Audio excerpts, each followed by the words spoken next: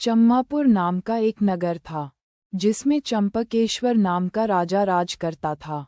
उसके सुलोचना नाम की रानी थी और त्रिभुवन सुंदरी नाम की लड़की राजकुमारी यथा नाम तथा गुण थी। जब वह बड़ी हुई तो उसका रूप और निखर गया। राजा और रानी को उसके विवाह की चिंता हुई। चारों ओर इसकी खबर फैल गई।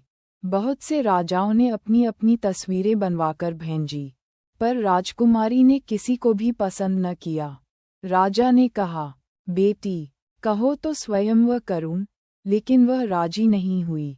आखिर राजा ने तय किया कि वह उसका विवाह उस आदमी के साथ करेगा जो रूप, बल और ज्ञान, इन तीनों में बड़ा चढ़ा होगा।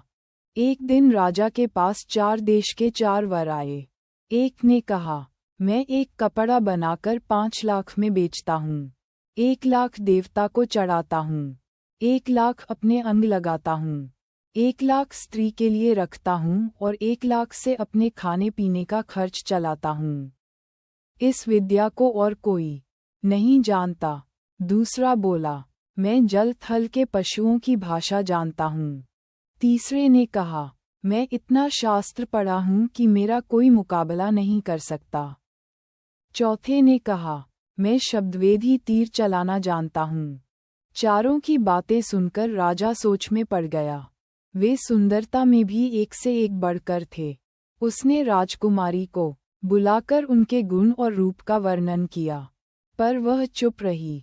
इतना कहकर बेताल बोला, राजन, तुम बताओ कि राजकुमारी किसको मिलनी चाहिए। राजा बोला, जो कपड़ा बनाकर बेचता है वह शूद्र है, जो पशुओं की भाषा जानता है वह ज्ञानी है, जो शास्त्र पढ़ा है ब्राह्मण है, पर जो शब्दवेदी तीर चलाना जानता है वह राजकुमारी का सजातीय है और उसके योग्य है।